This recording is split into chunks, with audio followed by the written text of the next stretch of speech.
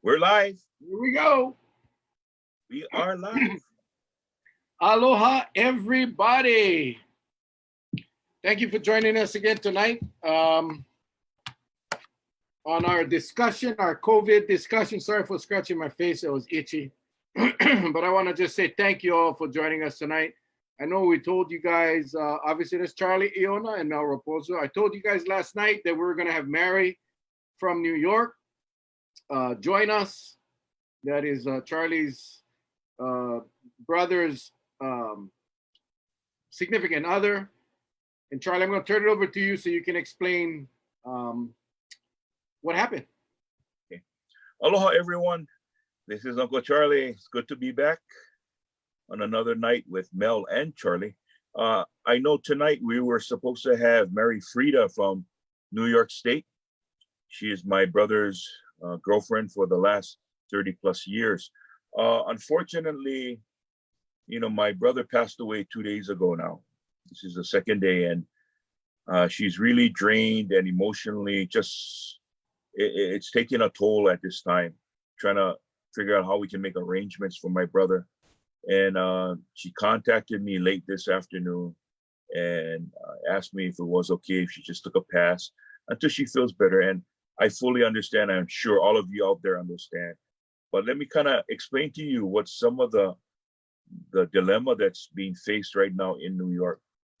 For us here in Hawaii, if you have a loved one who passes away, you can get relatively within a reasonable amount of time, you can get your death certificates that's so desperately needed when you are trying to close accounts, trying to get insurance papers going. You need that death certificate. In New York State right now, because of the amount of deaths, we're looking at a wait time of nearly to June, maybe even into July. That is utterly insane, but I can understand with the amount of deaths that have occurred because of the COVID-19 or coronavirus, I should say, in New York. So that's one of the dilemmas, because the funeral home cannot go and get the body, or they can, I should say, they can, but they cannot do anything with the body until that death certificate is in hand.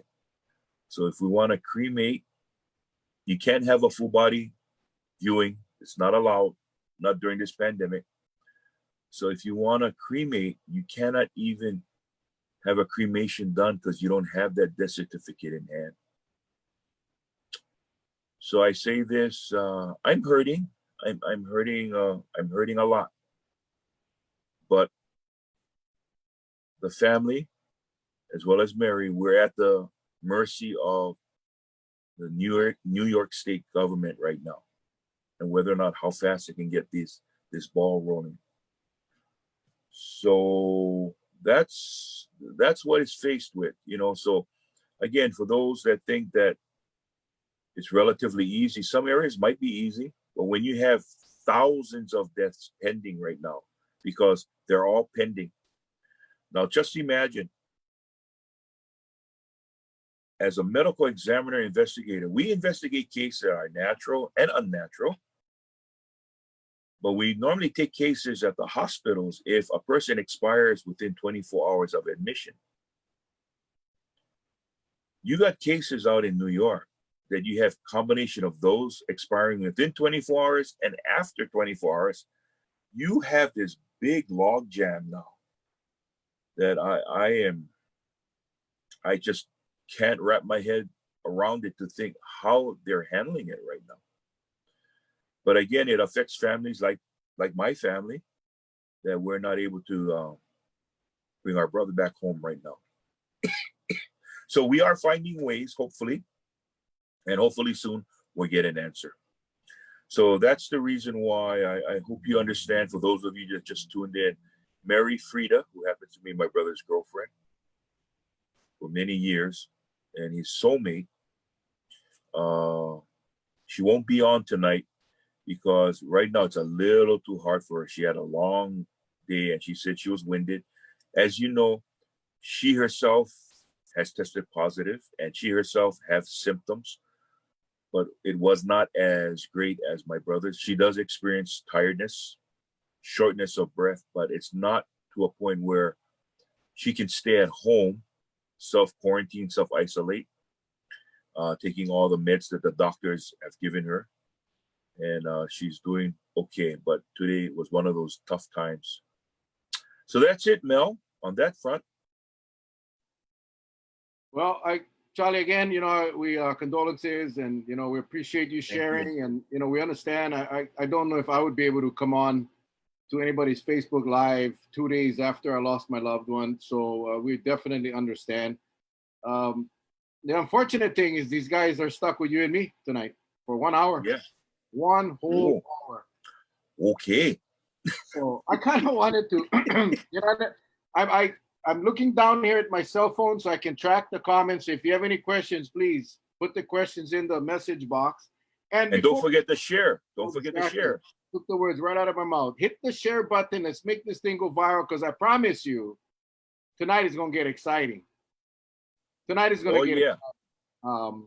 It's been a rough day. It's been a rough day in COVID land, if you've been paying attention to what's going on throughout the state. But just for our little Kauai, we got the news. The state came out with their numbers that we're still at 17. I rely on the mayor and his administration numbers. His report comes out a little later than the state's report. Although our county report is updated on April 6th at 12 noon, the same time that the state does theirs. But ours for Kauai is more accurate. It's more updated. And unfortunately, we have 18 cases now, an increase of 2 from yesterday. And if you didn't see the post, basically 10 of these 18 have been transferred or recovered. They're no longer in isolation. Of the rest, we have 6 that are isolating at home. 1 is in a county facility, which is a facility put up by the county for patients that cannot isolate at home. And we have 1 that's still in the hospital. We still have 0 fatalities, thank God. And the count is 13 residents, 5 visitors. The total now, these are total, counting all that have left and recovered. And of all of our cases, all but 1 of them were travel related. So that's somewhat good news, bad news. The good news is that majority of our cases were travel related, where either it was picked up by a visitor coming in or picked up by a resident that got infected while traveling. The bad news is that we have 1 that appears to be community spread, and that is when the trouble arises. So we really got to be careful. Excuse me. We got to be careful. And just to put things into perspective, on April 1st, Hawaii had 258 cases. And I just went back to April 1st. I didn't go back through March and February. But on April 1st, Hawaii had 258 cases. Kauai had 12. Today, the state has 387 cases, and Kauai has 18. Both the state and Kauai, Hawaii statewide and Kauai, from April 1st have increased 50%. That's a trend. I mean, that's kind of where we're at. If you went back further, you would see that the numbers, obviously the increase is significant. But as you will see, yesterday we had the increase for yesterday was only 16 cases statewide. Yes. But don't let that number confuse you. It's the weekend testing is different. Not as many tests are out. So typically on Monday, tomorrow numbers will probably be significantly higher because we pick up a lot of the tests that were done over the weekend. So I think what I'm trying to say is that, and I've been saying for several days and weeks actually, that we know it's going to get worse before it gets better. We know that, and we got to prepare for that. So I just wanted to touch bases, Charlie, start off with the numbers, get everybody in perspective that in fact, from here on out, we'll probably see more community spread only because the visitors are leaving. We still got some coming in. I understand there's a whole bunch of noise about the visitors coming in, and we understand that. We understand that the National Guard now is at the airport screening passengers as they come in, both residents and visitors. And we're still seeing the visitors leaving. So yes, we still have tourists. yes, we still there's a potential, but we have a whole lot more residents than tourists on the island. So we just got to keep that in mind, and we just got to again focus on taking care of ourselves. I know, Charlie, you had a post today that kind of went over that. How do we just take care of ourselves? Yes. I think the biggest concern I have, and I've been, and I think this is, it's not isolated, but we are now experiencing this frustration, and it's understandable because we want to get out and about, but we can't right now. And I know some of us are experiencing having a short fuse, but we got to find something to relax us. And I know it's hard. I know it's hard, but we got to try because if we want to, the sooner we can all get on board with this program, the sooner we can get this this curve flattened. So what kind of things can we do? We can do home exercises. For you men out there, you can actually do your wife's pedicure. Take out the jigsaw and the big grinder and grind down her ingrown toenails, bring them down, make them flat, make them smooth, make them nice. For you women out there, you can, if you feel your husband like make them look a little bit more handsome, you take one bat and crack them on the head, give them one lump on one side or the other. Then maybe you can become more handsome at that point. But you got to find something to do because we can keep on pounding and pounding away at stay at home, stay at home, stay at home. And it's going to get to a point that we are staying at home, but nothing's happening. And we're going to talk about more of that later, but we need to try to do that. One thing I like to say, make sure you keep good hygiene. If anything, you go through all of this and you get an infection at home. You get something goes awry there. Just keep good hygiene. Another thing you may want to do, a lot of you that have animals, spend some time with your pets. My neighbor's pet comes over all the time. Now I know some may say, what if he has a virus? So true. But I make sure now that when I do spend some time with him, I have my gloves on and I do all my wash routine. I do everything. So with that said, there's a lot of things we can do, but we want to make sure that psychologically, you take care of yourself, and just know that you're having basically a normal reaction to an abnormal situation. Okay, just remember that. Well, that is so true. I know I just saw Betos said he's starting a garden. I talked last night about ordering my seeds from Amazon. It came in today. I get like more seeds than I can plant. So I'm excited tomorrow. I'm going to hit the garden and start germinating my seeds. It's going to be cool. My new garden. And, Hey, Mel, yeah. I started a garden and I didn't even know. You should see how big my weeds are. They're growing good right now. It's gonna be my second planting. Our first one was, first time greenhorn with no green thumb. It was kind of interesting, but a couple of questions came in. I get a lot, and Charlie does too, a lot of comments and questions that come in through Messenger. I would say the majority of them is the same. How do we stop the flights? How do we stop tourism? Let me just make it clear. We're not going to do that. I think that was Charlie was trying to say right now. We are not going to stop the flights. The flights are going to come in, and the flights are coming in with 8 people, 10 people, 6 people. Some of the flights, in fact, I think we only had 1 flight come in yesterday. But anyway, my point is this. We're not going to stop it. So let's not burn our energies and our stress levels, bringing our stress levels up, figuring out how we're going to, it's not going to happen. So let's accept that. In the military, we call it LIMFACs, limiting factors. When we're going to a deployment, depending where we go, there are limiting factors. And it may be when we're in South Korea, it was very cold. So the limiting factors, our equipment that we used were limiting factors. So in this case, that's a limiting factor. Let it go. Let it go. Am I happy about it? Absolutely not. Do I wish we had shut down the airports? Absolutely. But we didn't, and it won't. A National Guard was activated. The governor is not going to shut down the airports now, not after he activated the National Guard. So please let that go. So what do? We now focus on what Charlie just talked about, individual responsibility. Individual responsibility. Not with the tourists. The few that are coming, if you see them, this is another thing. If you see them on the beach, locals or visitors, laying on a beach with the umbrellas, call the police.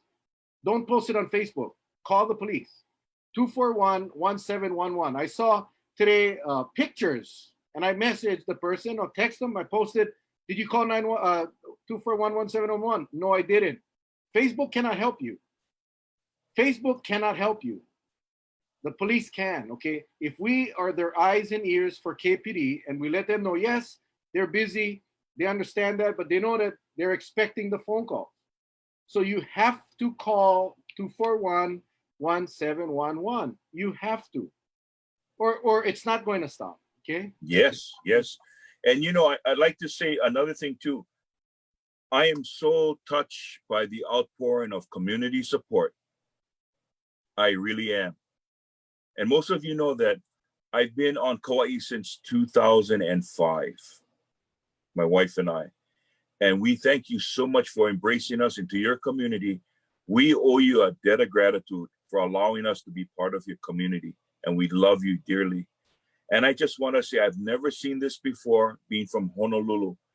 But to see the amount of people that's out of work, that's taking their time, following the rules, taking out all those materials, taking out old clothes, cutting them up to make masks for emergency workers, for those who need it that can't get a hold of a mask. I don't know how to thank you, especially Joanne. I just saw a post coming up on the screen that you're making masks and you're asking if anyone wants one.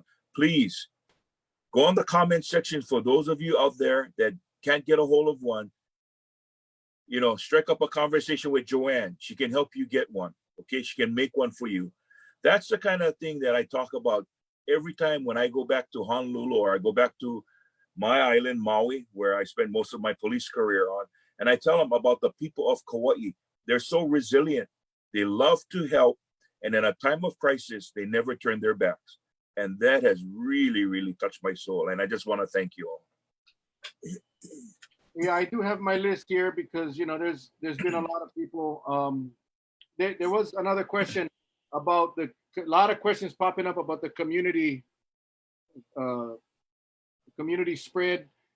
You know, all we know is what the mayor said today is that all but one case was travel related. So they're not going to tell us who, they're not going to tell us where, and that's the other question. And I think Charlie touched on that last night. Why can't they tell us where and when? If they're not going to give us the details, then it's very hard for us to take care of ourselves. So, you know, that's another limiting factor. I wish Charlie and I were miracle workers. I wish we had that magic hotline. We could call the governor and say, hey, can you do this for us? It's just not going to happen. Why is non-essential travel still here? Because the governor said so. That's the best I can do. I don't want to sound like a jackass, but I mean, I think that's the bottom line. Yeah, we are governed by laws. The governor is in charge of the state. The airports are under the state's authority.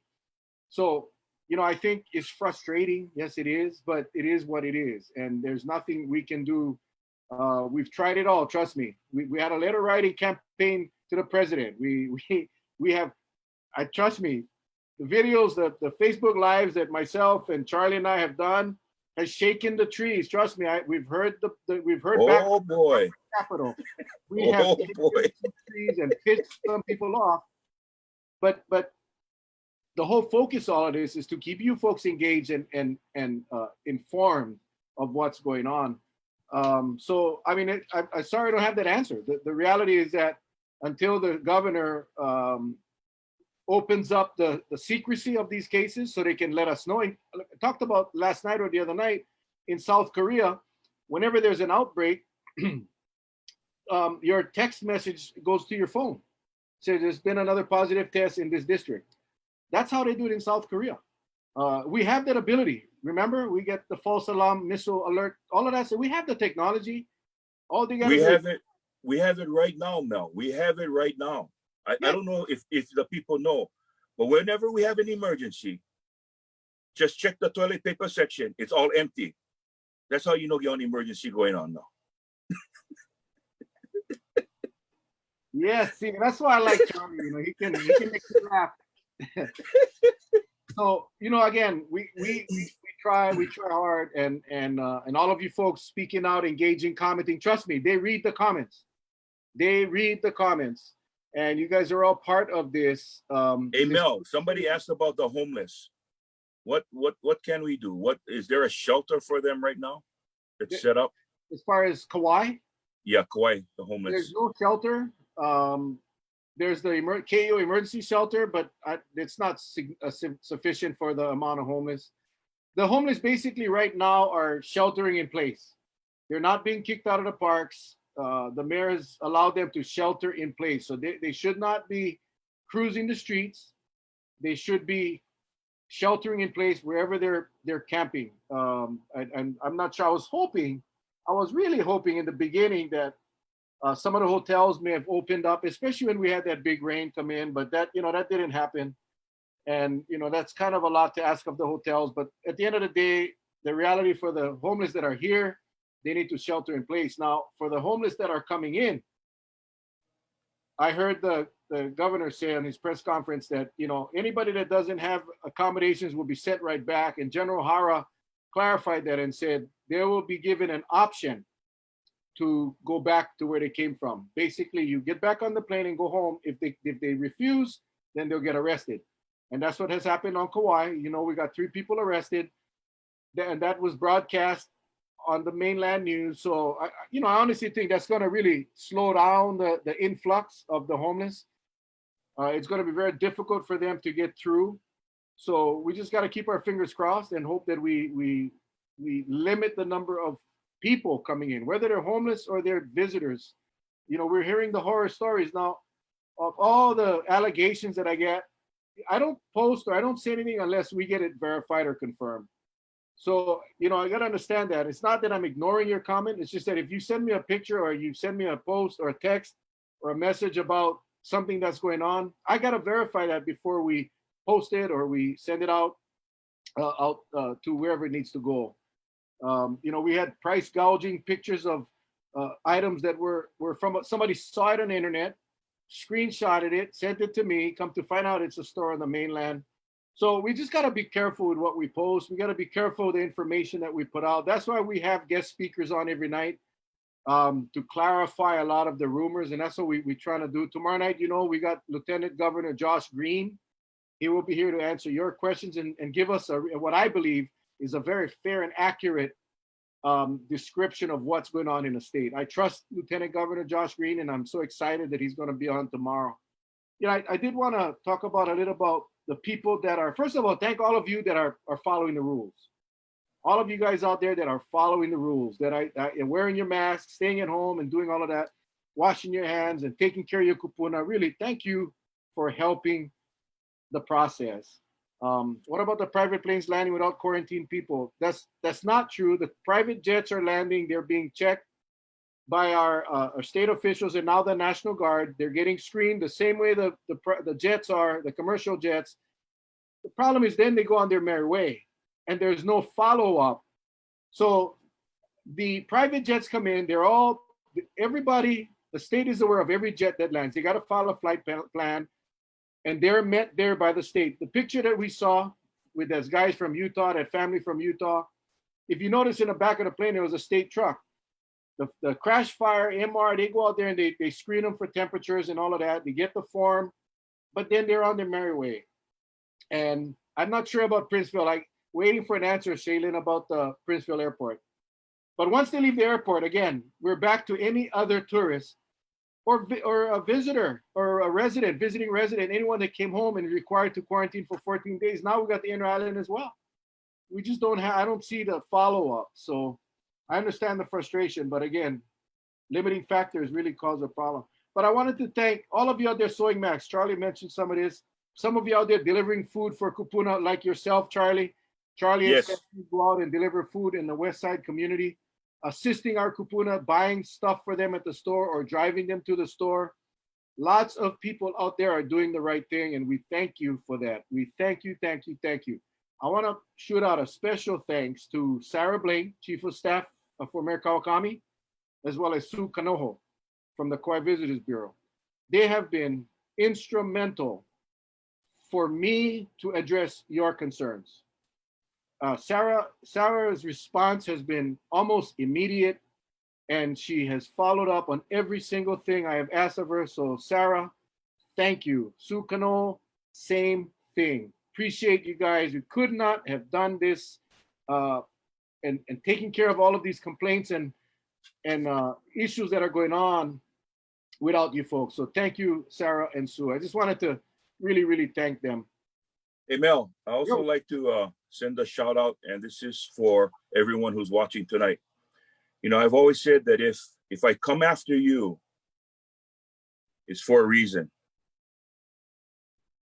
But if you show me that I was wrong, I'd be the first, because I'm man enough to admit I was wrong. I would like to say tonight on air that I was wrong about Mayor Kawakami. What he's doing now, he's actually leading the state in the aggressive action that he's taken. I know I was one of the few that just came out of the blocks and just ripped into him about the 9 to 5 curfew, because I couldn't understand why it was those hours. I wanted something with more bite, but he had a reason, and I see how it unfolded for the better. So I was wrong and he was right, and I'm going to admit that right now. Mayor Kawakami is doing a fine and fantastic job, and I want him to just keep it up. But I know he can't do it by himself though, because you know we get this problem with the guys above him, and that's the governor and his special team of rapid response Department of Health team. That I don't know. Are we going to talk about what was on air today or what we saw today? We're going to talk about the importance of accurate information and reporting, because I think that is causing a major problem. And you know, I'm still getting comments about travel. Why travel coming in? And like I said, you know, we're not going to stop that. We're not going to stop that. It says the curfew has reduced the numbers of traffic accidents and DUIs. Incredible. Yes. And that's one of the byproducts. That wasn't the reason for it, but that's one of the positive byproducts. And I'll echo Charlie. When the 9 to 5 curfew came out, I told Derek, I said, you know, we talked about it on my Facebook Live. The support of the public was awesome. In fact, they were asking for like you, Charlie, a much longer curfew, an all-day curfew. But he, you know, the mayor wanted to do it in small steps, and he had the plan that he was going to start with the curfew and then go into some of the closures and then the restrictions. But hey, make no mistake, I heard him say, if the abuse continues, you're going to lose you guys enjoyment of the beaches and the freedoms that you have. And you know, I think you all understand that, because I see enough people posting about that. If you value the opportunities that we have, the abilities to do what we do, then you need to follow the rules, because I know the mayor quite well, and I sense that frustration. That COVID speech was an awesome speech.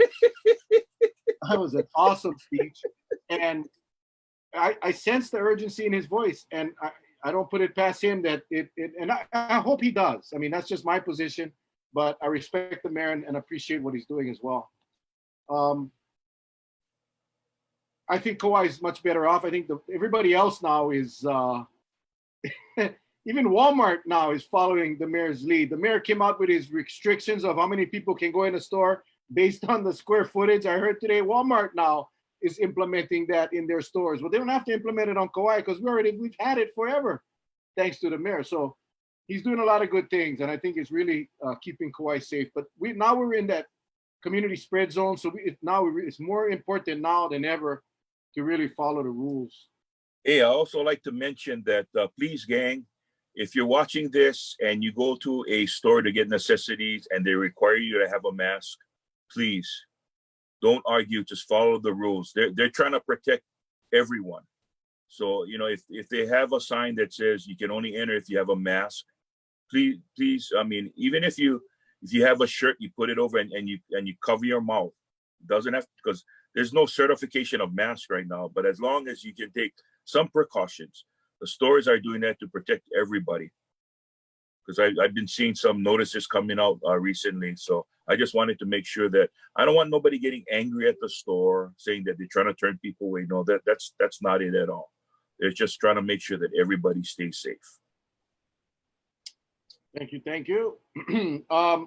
How's about this, before we get into the factual information being put out there, Charlie? Yes. What are your thoughts? Well, before, I just had a text from a friend. Walmart now it just changed their policy, and I think the mayor eased up the numbers. So what they were only allowing 100 people in the store at a time. I think as of yesterday, it went up to 250. So more people in Walmart. We got to practice social distancing. You got to be cognizant of that because now you're going to have more people in Walmart. So, Chris, I hope I got that, man. I'm not sure what your feelings on that are. We want to make sure that when we get into these stores, we don't have so much people in the store that we can pass on this virus. So I know that it is up to 250 people now, which is going to wait, the numbers are, if you small Japanese individuals, 250. Okay. If you big Hawaiians, 5. So remember that. Okay. Thank you, Nani. Thank you, Nani. I like the comments. Thank you guys for the positive comments, people. You guys make our day. Thank you.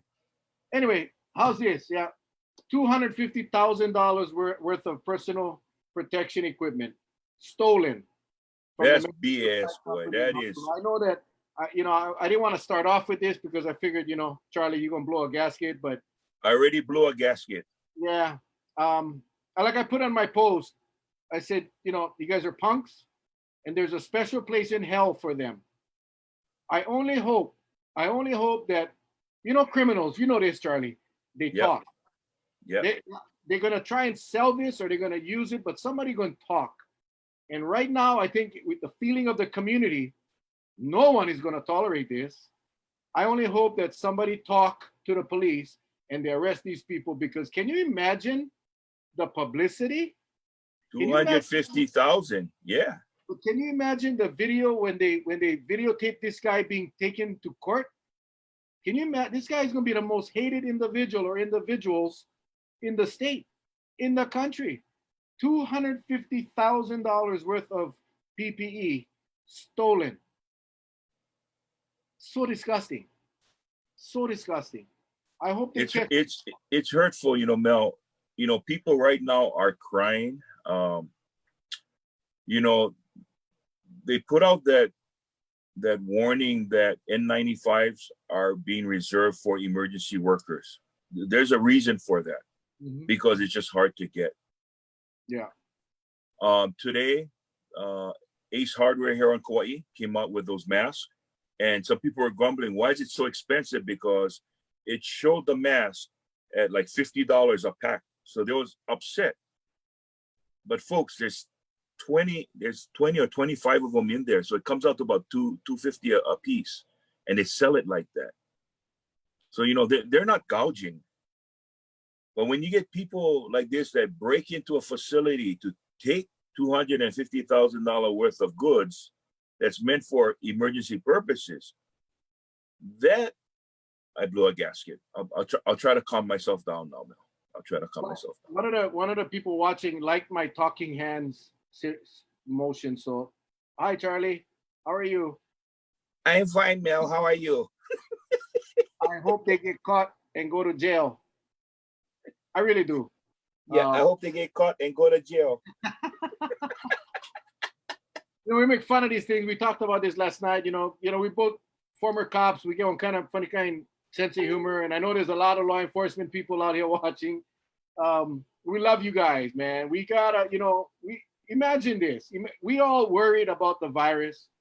We get to stay home. We get to protect our families. Charlie, remember putting on that uniform every day, not knowing if you're going to come home, Yep. and then having to go out and deal with a public. And the ones that you're dealing with are the ones that are violating the rules. The ones that probably the highest risk people because they're violating the rules. And you got to go Yep. confront them. You got to go talk to them. You possibly got to arrest them and touch them.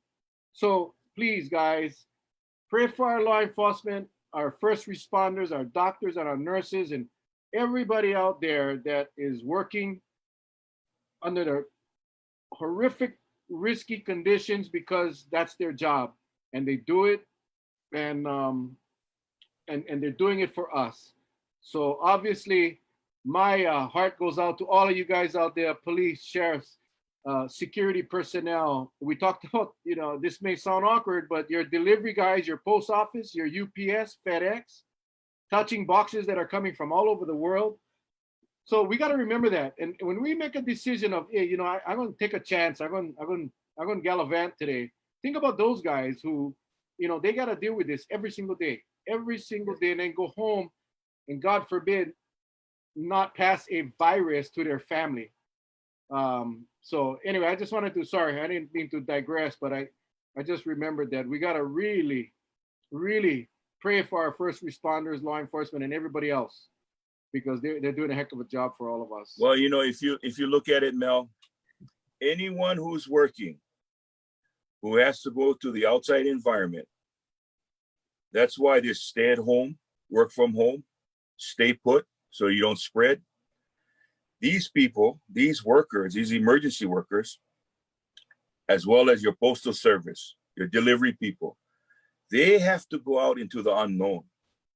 That's right. And I'm sure a lot of them are going out because they're doing their service, delivering. They don't know if they're going to catch something or not. It's that unknown variable, right? Yeah.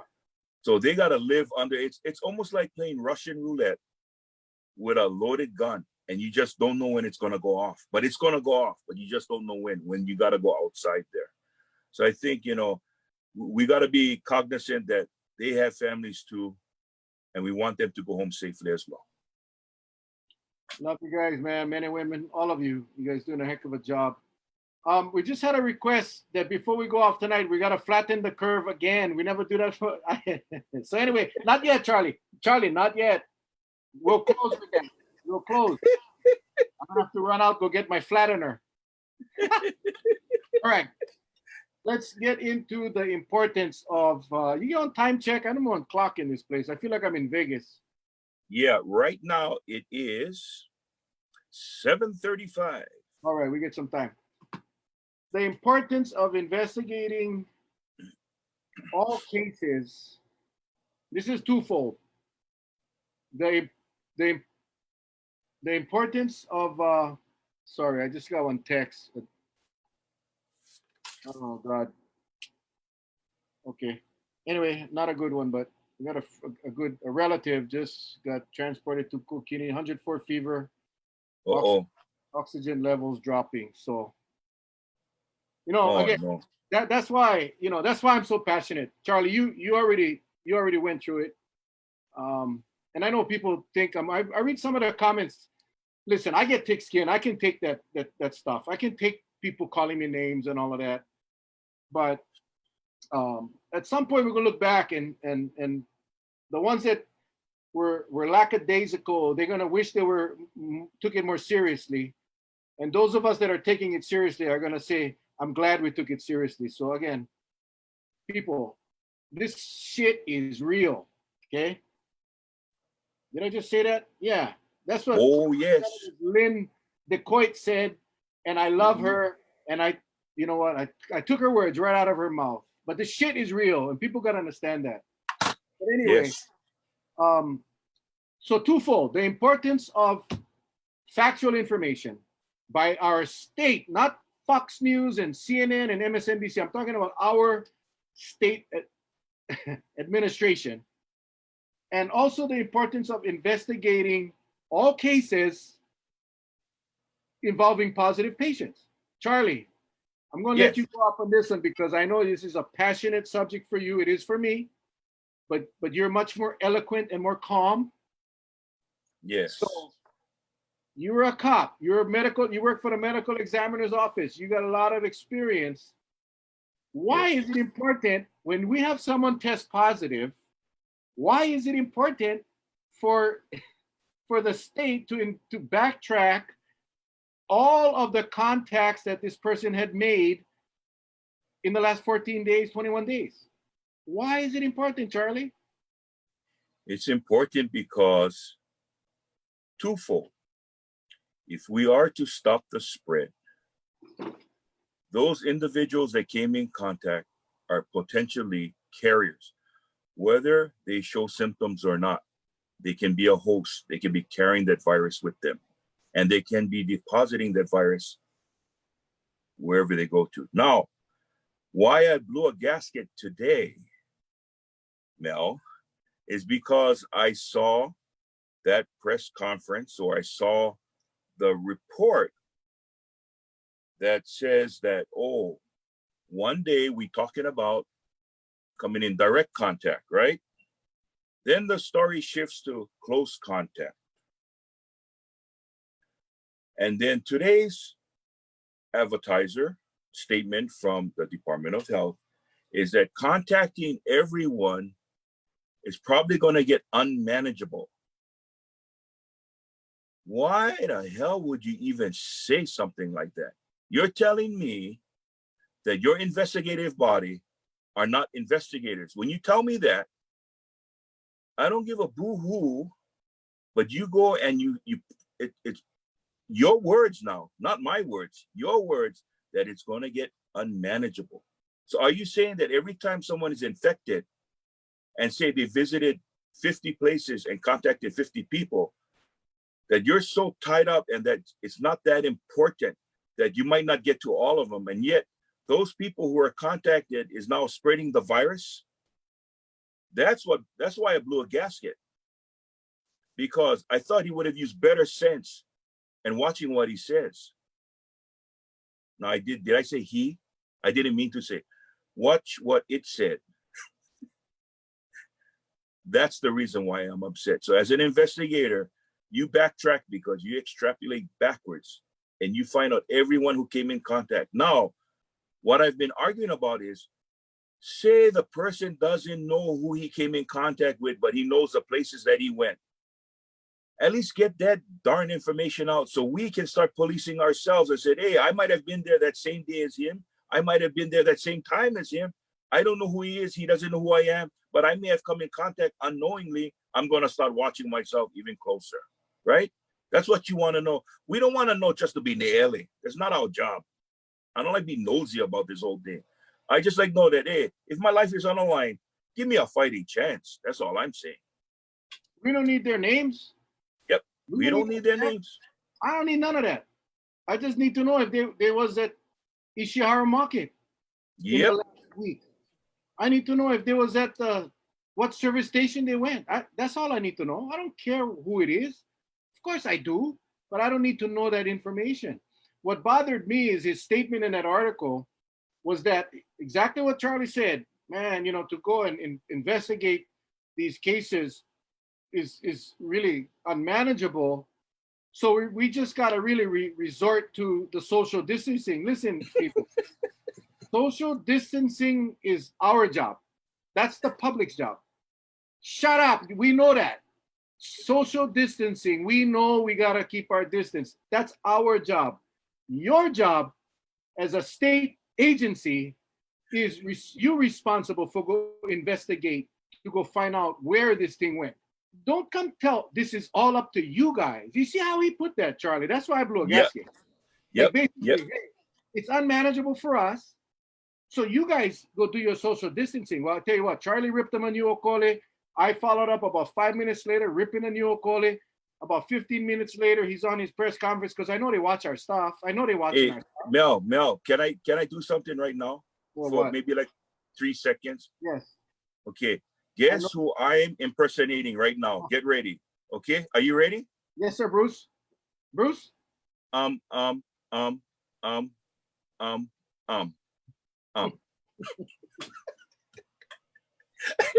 Terrible. I know. I sorry.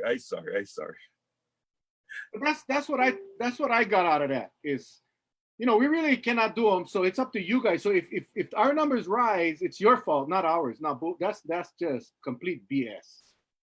You guys are responsible. Let me do it. Let me do it. Wipe my screen. Did I spit? Can you see me clearly? Or did I spit on the camera or what? I don't know. No. Okay. It isn't hard. I posted a question on Facebook today. Mr. Iona, Yes. you just tested positive. Can I get a list of people that you came in contact with the last couple of weeks? And if you got their phone numbers, can I get their phone numbers as well? We got to let them know. We got to be, show them the courtesy that you tested positive. We'll make sure that they're aware and that they can be aware of the symptoms so that if they start to feel sick, they can come in. And Yes. and also I need a list of all the places that you've been in the last 2 weeks. As Yes. best as you can. Can you do that for me? Yes. Of Yes, course I you can. do it for me. 1 10-minute interview. Done. And then, all of those state workers that stay home not working, getting paid. The one Senator Jared Kaholo Kalele, whatever his name is, brought up to the Senate. You have them set up a call set. They can do it from home. Call these people up and say, hey, this is so-and-so. I'm calling with the State Department of Health. Just to let you know that so-and-so gave me your name and your number. He came in contact with you last week. He did test positive for the coronavirus. And I just want to let you know and follow a checklist and you're done. Next. That's how you do this. My God, again, it's not rocket science, people. So it was Yep. very frustrating about how, and anyway, what I was going to say before you interrupted me about the impersonation, about 15 minutes later, he's at the press conference telling everybody that we aggressively investigate every case. The brother get amnesia. Forget. No, he get milk of magnesia. There's milk of magnesia. Oh man, he need about 10W40 for put out his throat. Listen, we rely on our government at all levels for different things, right? We rely on our water department to make sure it's clean and safe. We rely on our government leaders to do their job. And tonight we was going to have an emotional guest. We're going to talk about coronavirus and how it impacts families when one is lost. And this kinds of stuff. All of this happened today. And then, Charlie, you can have the honors of sharing the Molokai incident. Well, Press conference today. Well, it's funny and it's not funny because you're dealing with people's lives here. But when someone says that they recorded another death on Molokai, it actually was on Maui. So I told you, Mel, the alphabet get M and he stopped at M. He should have gone one more letter over and he would have saw get one A for Maui and O for Molokai. And he should have kept on going down the alphabets. Let's back up, Charlie. Let's back up to having a conversation with Representative DeCoit 2 nights ago. Was it 2 nights ago? Yep, 2 nights ago. Who did we have last night? I forget. Was Lynn last night? No, she wasn't last night. Lynn was the night before last. Yeah. Okay. Anyway, when we had Representative, because Molokai had got their first positive, we talked about that. We talked about, I have a really, really good friend, like a brother living in Molokai. Morgan was last night. Sorry, Morgan. But anyway, so I had gotten the call before it made the news from my friend saying, brother, we got our first Molokai case today. We are bummed. We thought we could protect Molokai and we got our first case. Of course, then it came out and it was ironic that night we had Representative DeCoit. So she was able to share with us. Now there's 2 cases in Molokai. both of those people, one of them is in the hospital, got medevac because Molokai hospital is a very small hospital. So they medevac that person to Honolulu. And of course, we wish him well. So we were talking about Molokai and how secure. Then we find out Hana had another case, had their first case. So we realize even in those isolated areas, this thing still hits. So now we fast forward to today. Yes. And I talked to my friend this morning. You know, the guy's still alive. He's on oxygen. Then all of us are watching this press conference. And then Charlie, what did the man say? Yeah, he basically said in a nutshell that the individual passed away was from Molokai. He told the world, including the people on Molokai, that there was one death, another death. It was a male subject that had contracted the virus on Molokai, was flown to Honolulu, and passed away this morning. Passed away this morning. Now imagine how those people in Molokai felt when they had their last contact with the hospital was, you know, less than an hour prior. He was alive, he was doing okay. And then the state director of health comes out and tells the world that he died this morning. Well, the Maui death didn't happen. He confused the guy from Molokai with the guy from Maui, but the guy from Maui didn't die this morning. He died over the weekend, so he had all his information wrong. He had the island wrong. He had the date, the time wrong. I texted I was watching this thing it's on Facebook, KITV. So I messaged KITV and said, that is not true. Ask him to clarify because it's not true. They brought him back up, asked him again, and he clarified it again. He said it again. Yeah, no. I texted KITV back and I said, I just talked to a family member, a family friend. He is alive as of 3:27 p.m. today.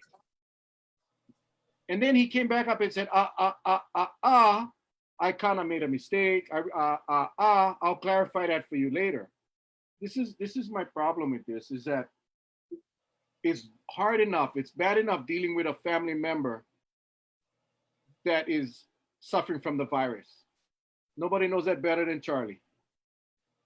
No, you are on edge because a lot of people die right away. 2 days, 3 days, they're gone. And Molokai is small community, 7,500 people total on that whole island. They are, you talk about one big brother, sister, Ohana, that's what they are. So for the few people that were watching that press conference, and as soon as I heard that, I called my buddy, I told him, brother, you got to watch this. And they all turned their TVs on. When he came back on and clarified that the Molokai guy had died, can you imagine what happened to all those people in Molokai? Well, you know what kind of baffles me? And I go back to when I was working at the medical examiner's office in Honolulu. And, today I was just going over some stats when I was there. And we had one of the busiest shifts, like the 2 to 10, 3 to 11 watch. And we investigate all deaths, whether it's natural, unnatural, whether a doctor wants to sign out or doesn't want to sign out. It's the medical examiner gets involved in all of that. There are steps in place when someone passes away. So you make sure that the information is correct. You make sure next of kin is notified before you make any kind of announcement. Okay. I'm very, very shocked in this particular instance that the information was released with that kind of information. So I'm wondering who's giving him the information to go on air, because that person should be reprimanded as well. There's all these safeguards in place because, like you said, if you got a family that's on edge, knowing that your family member got flown over, he wasn't doing too well, and to get the news, right? All of a sudden, bingo, that he passed away. I mean, that is frightening, and that's just downright wrong. So I think they got to really, however they release the information, we're in this together to fight this thing together. But man, you got to equip us with some tools that we cannot fight. That's why, a lot of the comments that we're reading right now is that many people, and I don't care if the state is watching our live feed tonight. I can promise you they are, yeah. I don't really care, but if you look at the comments, it's not coming from us, and we're not soliciting it. It's coming from people like you and I who are fed up with the BS news because they're not getting their story straight. So all we're saying is get your story straight before you release information. That's it. It was very clear to me that he obviously is not in the loop of information. Okay, that's fine. He's an administrator. Maybe he's not. Well, send the person that does. Send the person that does. Remember, this is the guy that came out, a month ago, Yes. maybe longer, and said that you cannot get this virus unless you get symptoms. Why would you say that when you don't know? Now it's hell no. You can pass this virus without symptoms. You can pass this virus with symptoms. And close contact. Before it was you had to be in contact. Now it's you can just be close by and you can get it. Before you had to suck their face. You had to kiss them. You had to get up there and kiss them. And then, now it's 6 feet. And in fact, some experts are saying even longer. So, you're right, Charlie. We're not here. We're here because you need to know, public. You need to know that when you watch the stuff on the news, the credibility, the integrity of that source, to me, is no good. Tomorrow night, we'll have Josh Green on here, and he's going to clarify a lot of things. And I have a lot of you have sent in questions. I have it down. We're going to ask him a lot of questions. But I think after he does his presentation, we'll have a better understanding about a lot of what's going on. And that's what I don't understand is why he's not up there. He was up there. He opened up the press conference. He did his thing with the numbers and the curve and all of that. But I think when you release information as far as somebody dying, like Charlie said, you better have that information correct, because the stress. I know y'all can imagine this. You can. So now everybody tunes in, and then they bring them back up. Now when the media calls you up and asks you a question for the second time, usually that means they have the different answer than what you told them. So they're giving you a second chance to clarify. And he did clarify. He clarified his first statement. So now the people that were on and came on after he made the first statement came up for the clarification and heard it again. There were a lot of people. I got texts from people saying, WTF, oh my God, I didn't know. I felt bad and all of these things. But imagine that emotion that goes through your body when you found out that someone you love or someone you know just died. That feeling is powerful, and you cannot change that. You cannot. When the guy come back and finally say, "Oh, I was wrong," that emotion, it doesn't erase. It's not like on whiteboard you can just erase them and pow. No, that stays. And again, they just got to be more careful. And I guess why I'm so pissed off is because we've been in this now for months. Yeah, we've been in this thing for months, and they still don't got it right. And that there is no excuse. Like I said the last time, apology is not enough. In some cases, apology is not enough. But it is what it is. And that's why I think, things happen for a reason. I think, Mary, unfortunately, too emotional yet, too soon to come on and wondering what the heck we're going to talk about tonight. Well, Bruce Anderson gave us a lot to talk about tonight. Hey, now I know why the late night shows, they have the monologue. Very easy forget material. You find something like this, you spend 30 minutes and you watch all the goof ups and you make fun of that. And that's all we did tonight.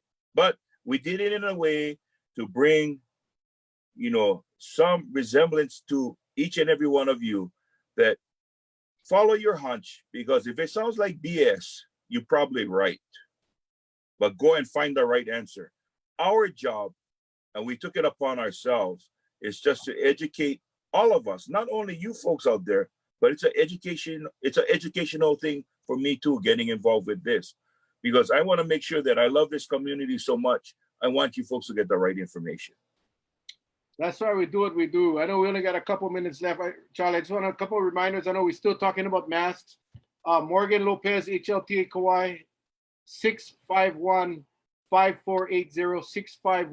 651-5480. Please, if you guys have any questions, message me. I'll get that number to you, her email. If you guys want to help out with the crusade to make masks. Aside from that, Charlie, all I really have left, man, is... Well, I do want to cover some things really quickly. Again, when you folks go to stores, now when you leave, try to use a mask as much as possible. Just be cautious. And what Mel is doing right now, no rub your face, okay? Try not to do that. They cannot see me, Charlie. They cannot see me. I changed the Okay. Also, while we're in this period, for those of you like myself, I'm a heart patient. I had open heart surgery. I take a lot of meds. But for those of you out there, make sure you keep track, because as we're going through this, a lot of time emotionally, like Mel and I, we forgot who was on last night. I mean, it was just simple as that, because we got so much things running in our heads. So is when you take your meds. Try to find out a method where you can keep track so you don't double dose yourself. That can be dangerous, okay? I elect to put all my meds in separate containers on each day throughout the week. And that's how I can keep track of when I take my meds. Okay, try to do that. Some of you that may take one, okay, that's easy. But if you take multiple meds, try to make sure you keep track of them, because I don't want nobody double dosing themselves, because we got so much going on. And this is an emotional roller coaster right now with this pandemic. Also, I told you about hygiene. 2, when you go into stores, minimize your coming in contact with people and foreign objects. That's why most of the stores have sanitizing wipes at the beginning, because they want you to wipe down the cart you're going to use. Make sure you wipe it down. And before you go into your car, if you have hand sanitizer, make sure you wipe that down, because once you go into your car, they said that the virus itself can be airborne. So you don't want it getting into your AC system, especially if you're going to pick up your kids. You don't want that thing blowing around in there. I'm not saying you have it, but just take a precautionary role in it, okay? Also, if you tested positive, but your symptoms are not real bad off where you need to take some kind of medical intervention, if you're going to isolate yourself at home, please minimize your movements in the house, because every time you move, you track that movement. Family members got to wipe down after that, because you're positive at that point. Don't go walking all over the place, because if you have children, if you have a loved one with you in the same household, you're trying to isolate and not pass it on to them. So when we talk about isolation, really, you should be in a total isolation where you're in a confine by yourself and that no one else can get to you, okay? If we can just remember some of these things, I think it'd be better off in the long run. Okay, Mel? So thank you, my brother. Real quick, I just want to wait. I'm going to address a couple of questions. One, someone said they only have a hospital mask and they said not to wear them. They want to reserve the hospital masks for the frontline personnel there in the hospitals. But yeah, go ahead and use that. That's perfectly fine. And then there's Sherry, you're with your 71-year-old neighbor. Message me the address. We'll get them a mask. Okay, my wife is making masks. We'll go ahead and send them a mask. We put them in a priority envelope. They'll get it tomorrow, the next day. Just send me the gentleman's address or your address. We'll get that mailed out first thing tomorrow. In closing, Marianne, I hope you're here. We're gonna flatten the curve as we used to do. But before that, listen, guys and gals. Today, now I understand that really we're in this together. We've known that, but we gotta understand that maybe it's us, and maybe we cannot rely so much on the government at the state level. So let's focus on dealing with this ourselves, taking individual responsibility, and together we can do this, man. We can and we will. And Kauai will come back stronger. I know some of you guys are not up for it. We all come back bigger, better, and stronger than ever. So Charlie. Yes. Tell them why we do this, Charlie, because there are some people that weren't here a few nights ago. Well, to flatten the curve, if you won't listen to us, we are going to play our song, Flat, to help you flatten the curve. You want to take it away, Charles? 1, 2, 3.